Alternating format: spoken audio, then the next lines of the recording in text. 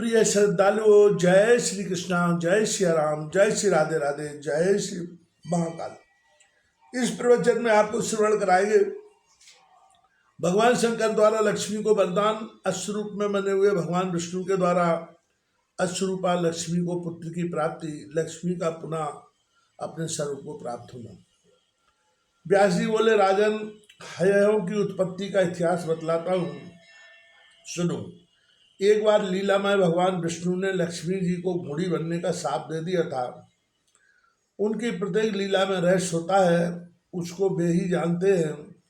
श्री लक्ष्मी जी को इसमें क्लेश तो बहुत ही हुआ, परंतु वे भगवान को प्रणाम करके तथा उनकी आज्ञा लेकर मृत लोक में चली गईं। और जहाँ सूर्य की पत्नी ने पूर्व समय में अत्यंत कठिन तप किया था, वहीं भगवती लक्ष्मी घोड़ी का रूप धारण करके रहने लगी। वहीं सुपर्णाक्ष नामक स्थान के उत्तर तट पर यमुना और तमसा नदी का संगम था। संपूर्ण मनोरथ पूर्ण करने वाले उस स्थान को सुंदरवन सुशोभित कर रहे थे।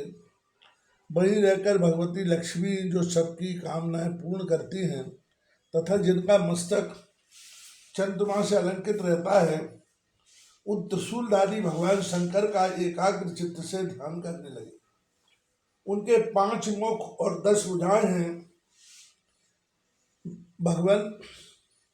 भगवती गौरी अर्धांगिनी बनकर जिनकी शोभा बढ़ा रही हैं, जिनका कर्पूर के समान गौर शरीर अत्यंत प्रकाशमान है, जिनका कंठ नीला है और 3 आंखें हैं, जो बागंबर पहने और हाथी के चर्म की चादर उड़े हुए हैं, जिनके गले में मूल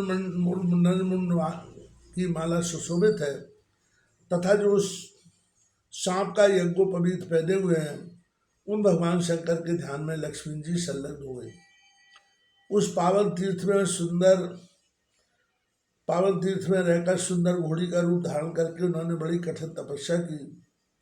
राजन, भगवान शंकर का ध्यान करते हुए लक्ष्मी के मन में पूर्ण वैराग्य उत्पन्न हो गया था। देवताओं के वर्ष से 1000 वर्ष तक उनकी तपस्या चलती रही। तदनंतर 3 नेत्र वाले भगवान शंकर प्रसन्न होकर बैल पर चढ़े हुए पधारे और उन्हें साक्षात दर्शन दिया। साथ पार्वती जी भी विराजमान थी। उस समय विष्णु प्रिया महामाया लक्ष्मी जी घोड़ी के रूप में विराजमान होकर तप कर रही थी।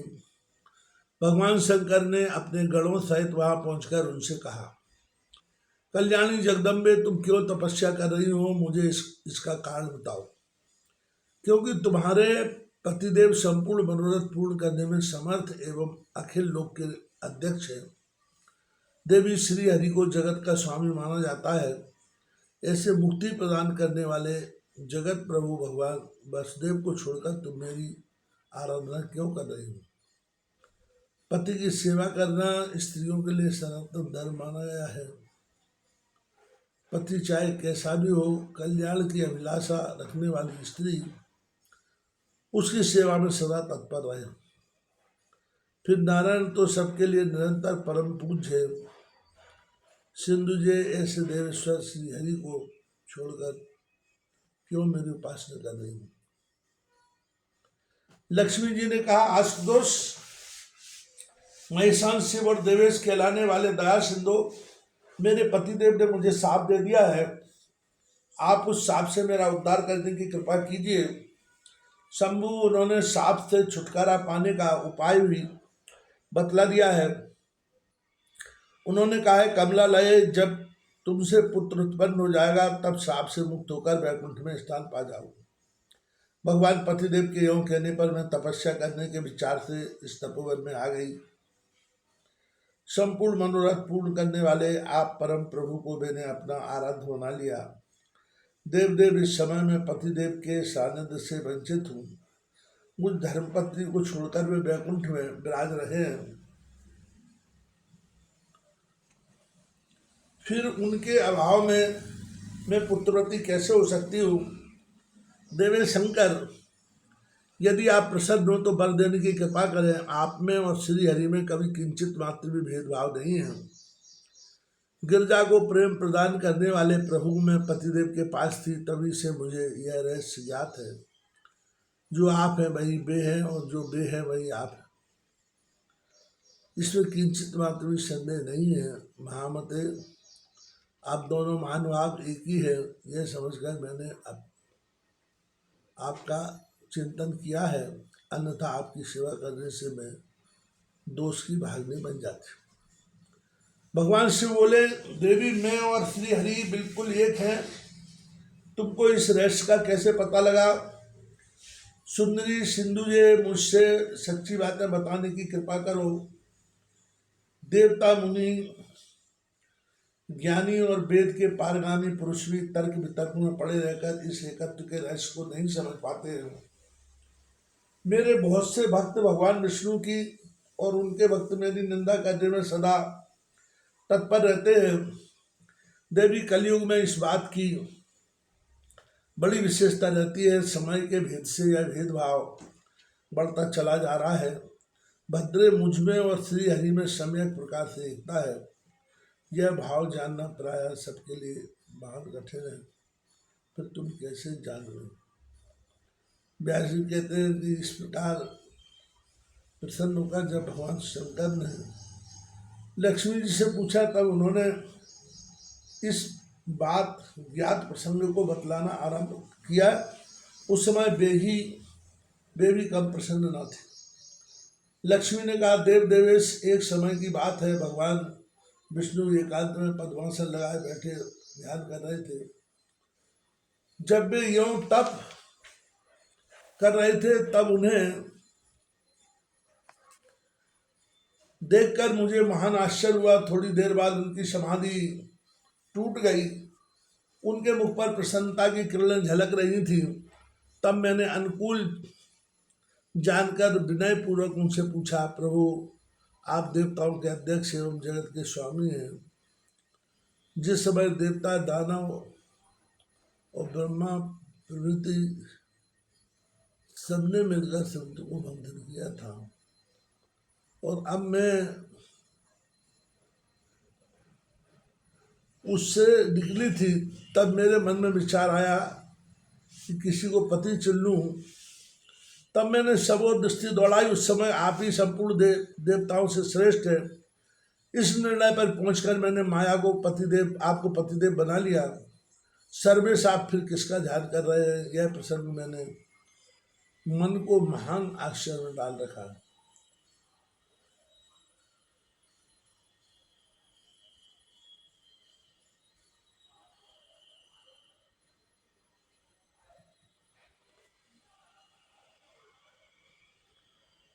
केट भारे, आप मेरे परम प्रेमी हैं। मेरी इस मानसिक उलझन को दूर करने की कृपा कीजिए। भगवान विष्णु बोले, विप्रे, में हृदय में जिनका ध्यान कर रहा हूँ उनका परिचय देता हूँ। सुनो, पार्वती पति भगवान शंकर सबसे प्रधान माने जाते हैं। तुरंत प्रसन्न हो जाना उनका स्वाभाविक गुण है। उन देवादिदेव पराक्रम की कोई सीमा नहीं है।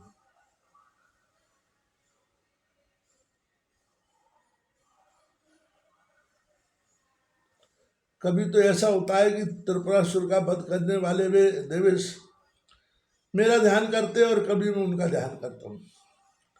उनका प्रिय पापा मैं हूँ, और वे मेरे प्रिय प्राण वे हैं।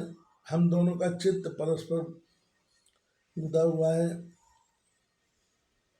हम दोनों में किंचित मात्र भेद नहीं है।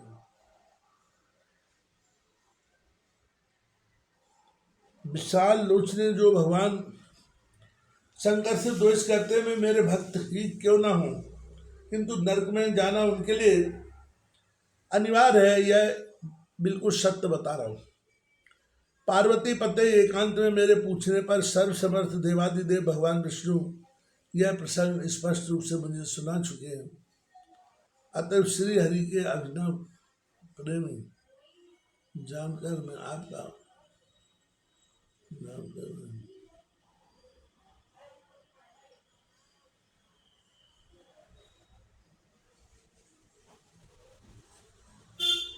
पार्वती पते एकांत में मेरे पूछने पर समझ देवादिदेव भगवान विष्णु ने प्रसंग स्पष्ट रूप से मुझे सुना चुके हैं। अतएव श्री हरि के अभिन्न प्रेमी जानकर मैं आपका ध्यान कर रही हूँ। महेशान आप ऐसा कीजिए जिससे मेरे पति देव का मिलन सुलभ हो जाए। व्यास जी कहते हैं, लक्ष्मी का यह कथन सुनकर निपुण वक्ता भगवान शंकर ने मधुर वचनों से उन्हें आश्वासन देते हुए कहा, सुंदरी धैर्य रखो, मैं तुम्हारी तपस्या से परम संतुष्ट हूँ। तुम्हारे पतिदेव तुमसे अवश्य मिलेंगे, इसमें कोई संदेह नहीं है। वे जगदीश्वर मुझसे प्रेरित होकर तुम्हारी कामना पूर्ण करने के लिए अश्व का रूप धारण करके यहाँ पधारेंगे। मैं उन मधुसूदन श्री हरि को इस प्रकार उत्साहित करूँगा जिससे वे अश्व रूप धारण करके वहाँ आ जाए। प्रभु तुम उनके जैसे पुत्र की प्राप्ति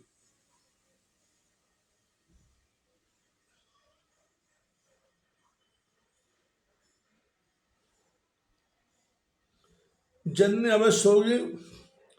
तुम्हारे पुत्र के सामने सभी लोग मस्तक झुकाएंगे और वह भूमंडल का राजा होकर रहेगा। महाभागे पुत्र प्रसव करने के पश्चात तुम तुरंत अपने पतिदेव के साथ वैकुंठ चली जाओगी और पुनः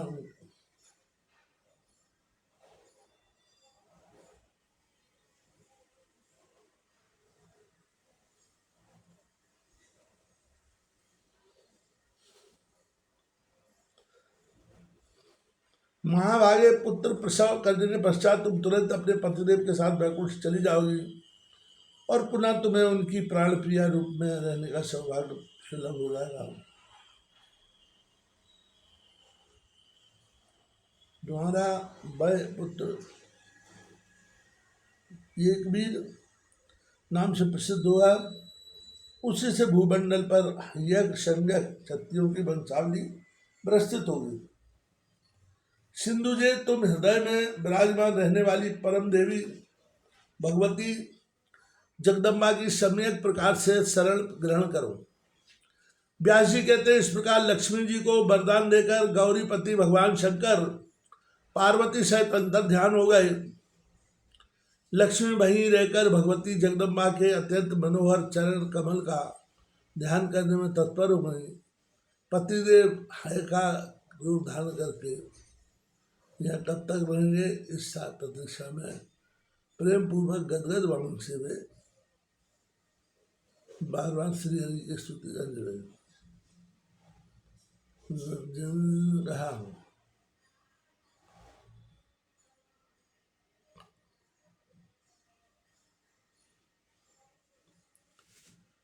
व्यास जी कहते हैं, इस प्रकार लक्ष्मी जी को वरदान देकर गौरीपति भगवान शंकर पार्वती सहित अंतर ध्यान हो गए। लक्ष्मी वहीं रहकर भगवती जगदम्बा के अत्यंत मनोहर चरण कमल का ध्यान करने में तत्पर हो गई।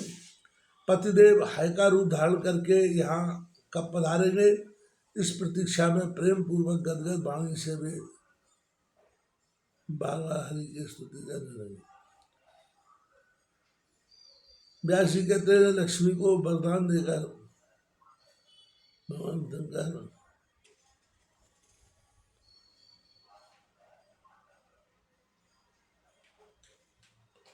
तुरंत कैलाश चले गए।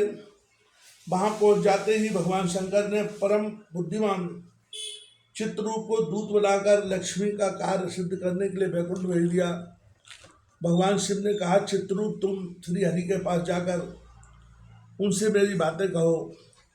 तुम्हें ऐसा यत्न करना चाहिए जिससे वे अपनी पत्नी श्री लक्ष्मी देवी का शोक दूर करने में संलग्न हो जाए। भगवान शंकर के कहने पर चित्ररूप तुरंत वहां से वैकुंठ के लिए चल दिए। वैकुंठ बड़ा ही उत्तम धाम है, वहाँ बहुत से वैष्णव पुरुष निवास करते हैं। भांति भांति के दिव्य वृक्षों और सैकड़ों बावलियों से उसकी अनुपम शोभा हो रही है। वहाँ सर्वत्र दिव्य हंस, सारस, मोर, सुर्गे और कोयल दृष्टिगोचर हो रहे हैं। पताकाओं से सुशोभित ऊंचे ऊंचे भवन उसकी शोभा बढ़ा रहे हैं। नाचने और गाने वाले दिव्य कलाकारों से वह स्थान परिपूर्ण है। पारिजात उसे सुशोभित किए हैं। बकुल, अशोक, तिल और चंपा की पंक्तियां उसे मनोहर बनाए हुए हैं। पक्षीगण कानों को सुख देने वाली मीठी वाणी बोल रहे हैं। वहां जाने पर चित्ररूप को भगवान विष्णु का भवन दिखाई पड़ा। वहां जय और विजय नामक दो द्वारपाल हाथों में छवि लेकर विराजमान थे। चित्ररूप ने प्रणाम करके कहने लगा। चित्ररूप ने कहा, द्वारपालो, तुम लोग शीघ्र परम प्रभु श्री हरि को समाचार दो कि शंकर का भेजा हुआ दूत द्वार पर आया है। चित्ररूप की बात सुनकर परम बुद्धिमान द्वारपाल जय अंदर गया। श्री हरि को प्रणाम करके सामने खड़ा हो गया और हाथ जोड़कर कहने लगा, देव देव, रमाकांत, करुणाकर, केशव, इस समय भगवान शंकर का दूत द्वार पर आकर ठहरा है। गरुड़ध्वज, आप आज्ञा दीजिए उसे यहाँ आने दिया जाए या नहीं। किस काम से आया है मैं नहीं जानता। उसका नाम चित्ररूप है। भगवान विष्णु अंतर्यामी है। दूत में आने का कारण उनसे छिपा नहीं रहा। जय की बात सुनकर उन्होंने कहा, ठीक है, उसे यहाँ ले आओ। भगवान शंकर के सेवक चित्ररूप बड़े ही विलक्षण पुरुष थे। श्री हरि की आज्ञा पाकर जब तुरंत बाहर गए और चित्ररूप से बोले, आइए अंदर पधारिए। चित्ररूप का जैसा नाम था वैसी आकृति थी। जय के साथ भीतर जाने पर उन्होंने भगवान विष्णु को साष्टांग प्रणाम किया और हाथ जोड़कर खड़े हो गए। उन्होंने अत्यंत अद्भुत रूप बना लिया था। उनके प्रत्येक अंग से नम्रता टपक रही थी। भगवान विष्णु ने हंसकर चित्ररूप से पूछा, अनग देवादिदेव भगवान शंकर सपरिवार कुशल थे, है ना? उन्होंने तुम्हें यहाँ कैसे भेजा है? स्वयं का कोई कार्य है अथवा देवताओं का कोई कार्य आपके सामने उपस्थित हो गया है? दूत ने कहा, गरुड़ध्वज, इस जगत की कौन सी बात आपसे छिपी है? आप तीनों कालों की बात जानते हैं। फिर भी इस समय जो समस्या उपस्थित है वह आपसे कहता हूँ। विभो भगवान शंकर ने आपको उसे जानने के लिए मुझे यहाँ भेजा है। अभी मैं अनुसार आपसे कह रहा हूँ। उन्होंने यह कहा है कि विभो, आपकी भार्या लक्ष्मी देवी यमुना और तमसा नदी के संगम पर तपस्या कर रही हैं। संपूर्ण कामनाएं सिद्ध करने वाली है वे देवी घोड़ी का रूप धारण करके इस समय वहां पधारी है। देवता, मानव, पक्षी, अक्षर, किन्नर सभी उनका नाम करते हैं।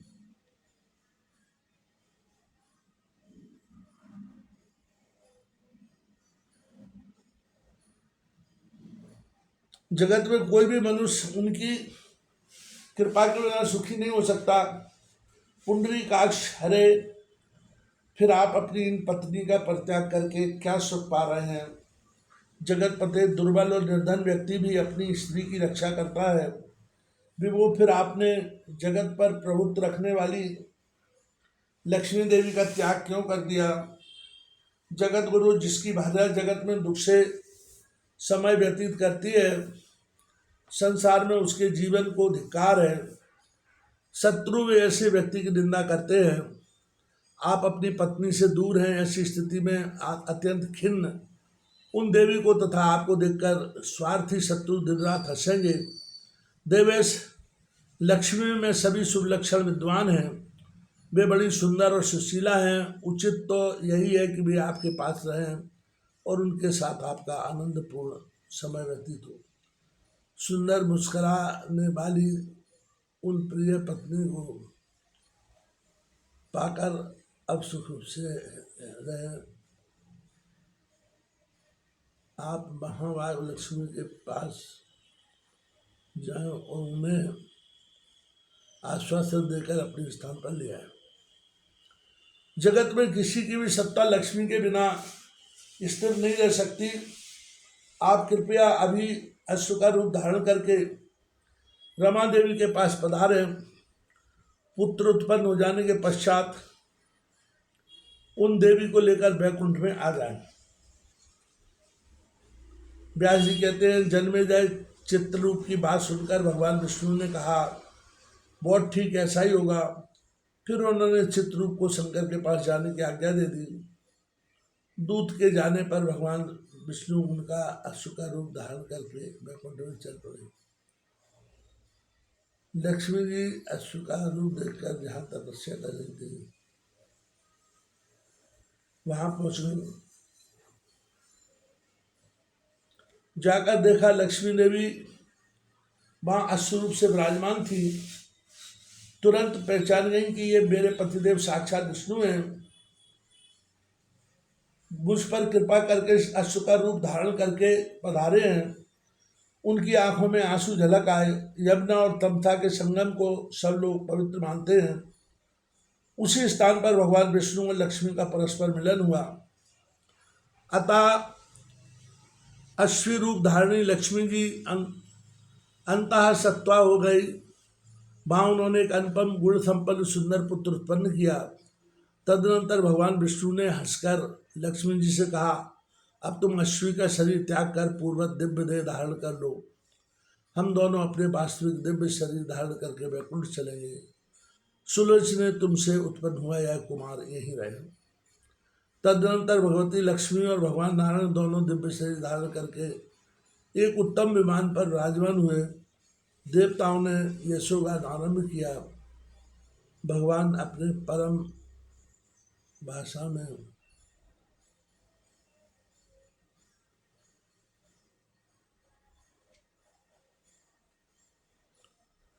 अपने परम धाम पधारना ही चाहते थे कि भगवती लक्ष्मी ने उन प्राणपति श्री हरि से कहा, नाथ इस बालक को भी साथ ले लीजिए, मैं इसका त्याग नहीं करना चाहती। प्रभु आपके समान प्रतिभा युक्ति है, मेरा पुत्र प्राणों से भी बढ़कर प्रिय है। मधुसूदन से लेकर ही हम लोग वैकुंठ चले। श्री हरि बोले, प्रिय बराने, इस अवसर पर खेद प्रकट करना तुम्हारे लिए वांछनीय है। यह बालक आनंद पूर्वक यहीं रह सकता है क्योंकि इसके भरण पोषण की व्यवस्था पहले ही मैं कर चुका हूँ। बामरू, इस पुत्र त्याग में जो एक प्रधान कारण है उसे अब मैं बताता हूँ। सुनो, भूमंडल पर ययाति के वंश में तुर्वसु नाम के एक राजा हैं। उनके पिता ने उनका लोक प्रसिद्ध नाम हरिवर्मा रखा था। उस समय में नरेश पुत्र की इच्छा थे। पवित्र तीर्थ में तपस्या कर रहे हैं। उन्हें व्रत करते हुए पूरे 100 वर्ष व्यतीत हो चुके हैं। कमला लये, इन्हीं राजा हरिवर्मा के लिए मैंने यह पुत्र उत्पन्न किया है। सुखगुरु राजा के पास जाकर हम लोग उन्हें यहीं भेज देंगे। प्रिय पुत्र की अभिलाषा रखने वाले उन्हीं नरेश को यह बालक सौंप देना है। वे स्नेह पूर्वक उसे अपने घर ले जाएंगे। व्यास जी कहते हैं, इस प्रकार प्रेयसी भार्या लक्ष्मी जी को आश्वासन देकर तथा बालक के पक्ष का